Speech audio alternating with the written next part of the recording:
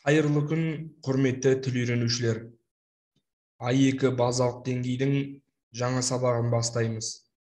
Сіздермен сабақ өтетін Алматы облысы тіл оқу әдістемелік орталығы Панфилов аудандық филиалының меңгерушісі Аслан Маратұлы Қалибеков.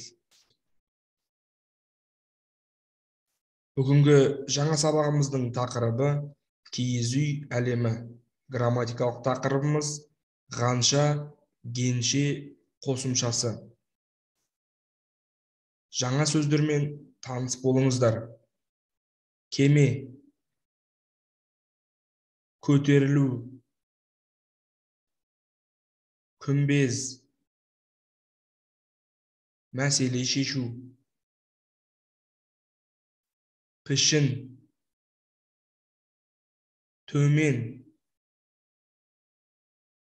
тіркеу, ұзақ, ұсыну, шаршы метр. Грамматикалық тақырыбымыз.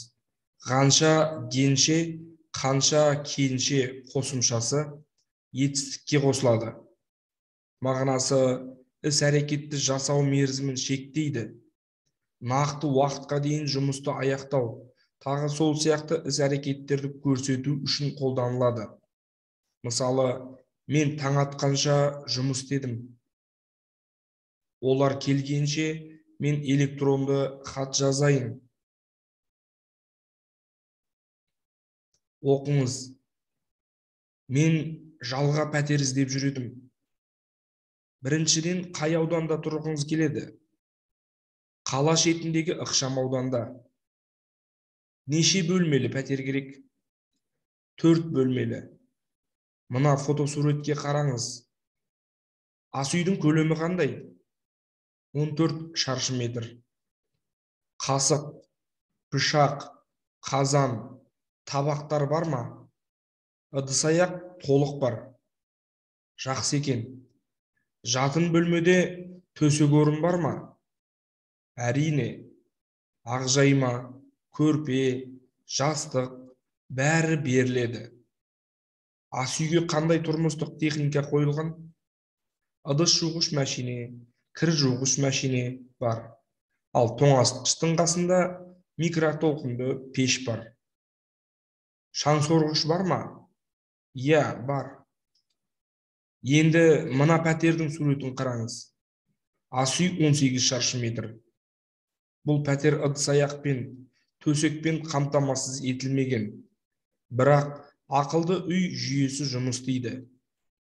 Кір жуғыш мәшинеде жоқ па? Барлық тұрмыстық техника бар. Бұл пәтерге қоса жертөледе автотұрақ орны бар. Оған бөлек төлеу керек пе? Жоқ, бөлек төлеудің керегі жоқ.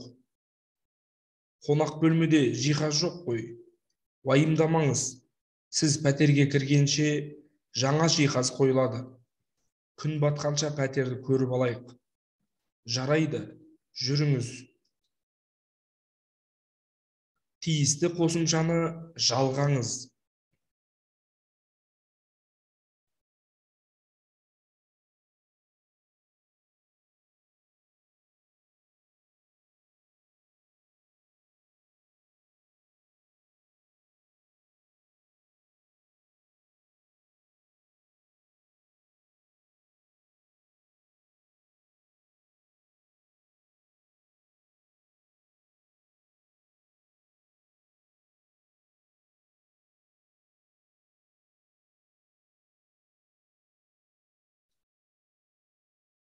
Тексеріңіз.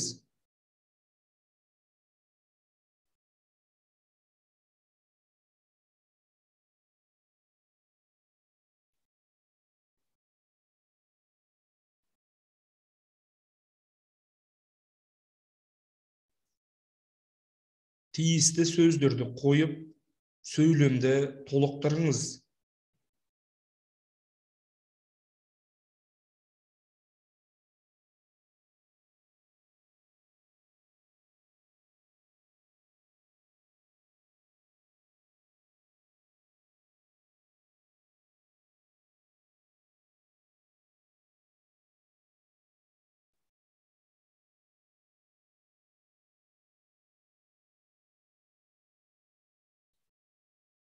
тексеріңіз.